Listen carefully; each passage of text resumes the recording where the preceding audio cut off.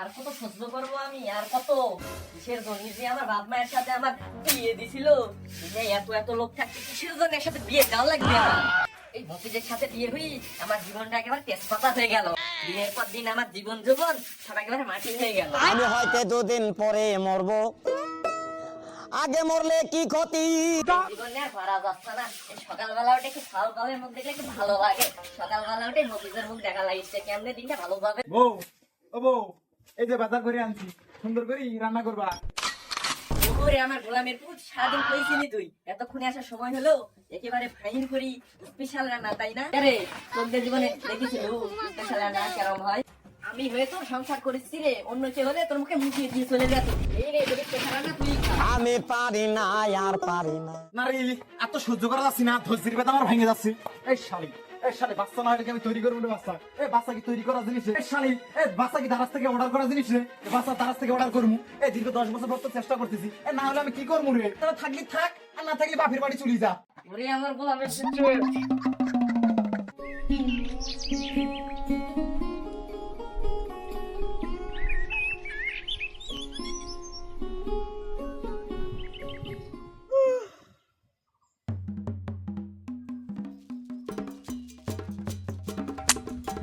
ক্যারে ওইটা মফিস না? এরাম করি হতাশ হয়ে গাছে নেচে বসে রয়েছিস কা?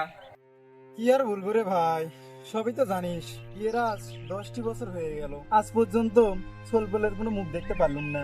আর বউ, তার কথা আর কি বলবো, উঠতে বসতে আমার ঝাড়ু দিয়ে ছেঁচে মনটা চায় যে সবকিছু ছেড়ে কোথাও চলে যাই। এত হতাশ হলে পরে কি জলের পাগলা আমার হাতে ঠাক ভালো কবিরাজের খোঁজ আছে। কত কবিরাজি তো দেখলুম রে ভাই, কাম তো আর হলো না। আমার জানা মতে তার কাছে যে গেছে সে আর খালি হাতে ফেরেনি।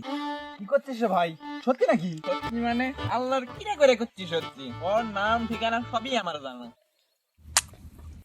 তো আমার এখন সত্য আছে ভাই। কি সত্য রে যা? তো থেকে মাসো দেওয়া লাগি ওই একটু তোর সত্যি আমি রাজি, নাম ঠিকানা বল। এর নাম লেওড়া মসজিদ, গ্রাম গরুমারা, ডাকপালপুর। কে কুদ্দুস যা? ইরাম আবার কোনো গ্রামের নাম হয় নাকি? বাঘ মারা হতে পারলি, গরু মারা হতে পারবি না কা? কাক্কেলপুর হতে পারলি, কাক্কেলপুর হতে পারবি না কা? তাও ঠিক।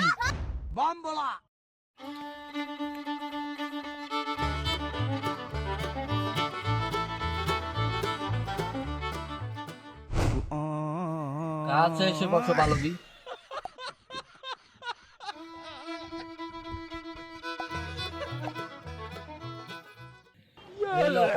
সকাল বিকাল তুই খাবি, হাতের তালুতে নিয়ে হালকা মাথায় ছিটে দিবি, কিন্তু সাবধান, এই পড়া পানি যদি মাটিতে পড়ে তোর পরে ক্ষতি হতে পারে। এটা কেমন কথা বাবা? আমার বউয়ের বাচ্চা হয় না থেকে আপনার কাছে আনছি, পানি তো আমার বউ খাবি, আমি খামু কে? বালক, বাবা কি তুই নাকি আমি? মানে বাবা আপনি। তাহলে বাবার সামনে চুল পাকনামো করস কে? শোন রে পাগলা, গাছের যত্ন না করলে কি আর ফল ধরে? না তো বাবা। তাহলে তুই পানি পড়া খা, আর আমাকে একটু গাছের যত্ন করতে দে। আচ্ছা বাবা। আমি বুক সুখ মানুষ বাবু, অত তো কিছু বুঝি না। বাবা যখন কইছে তখন ঠিকই কইছে।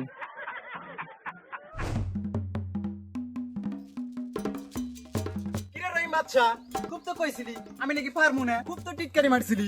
এই নি এবার গলা ঠান্ডা করি মিষ্টি খা। আর শোন, গ্রামের সকলরে কইবি যে বুকা মুভিস আর বুকা মুভিস নাই, বুঝতে পারছিস তো? ব্যাপারটা কি রে বলতো দেখি? যে মানুষের তলা সাইডে খুশলে পরে তুই তো কানা করি বের হয় না, সে আর বড় গলায় ডেকে ডেকে মিষ্টি খাওয়াচ্ছে, রহস্যটা কি? ওখানে খাড়া শুনি যা কথা আছে। কি রে, ওইটা বলদ মফিসটা না? আজ হঠাৎ আগ বাড়িয়ে ডাকতেছে, ব্যাপারটা কি রে? আরে ব্যাপার পরে হবি, আগে মিষ্টি খা। সে নয় মিষ্টি খেলাম বাবু, ঘটনাটা কি একটু খুলে বলো তো দেখি। গ্রামের লোকজন মিলে খুবই তো আমার পিছনে লেগেছিলি যে আমি নাকি বিটার বাপ হতে পাবো না, এখন আমি বিটার বাপ হতে চলেছি। তাই জব্বার মিয়া ওই মফিস মিয়ারে এখন রিস্পিক দিয়ে কথা বলবা। আর হ্যাঁ, ওই হারামি দুইটা রহিমার বাচ্চা, ওদেরকে একটু জানিয়ে দিবা যে আমি বিটার বাপ হতে চলছি।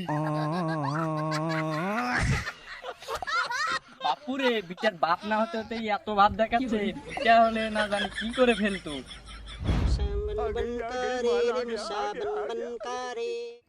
বাবা, বাবা আপনি তো মানুষ না, আপনি তো ফেরেশতা, আপনি তো মহাজ্ঞানী, আপনি তো পুরুষই না,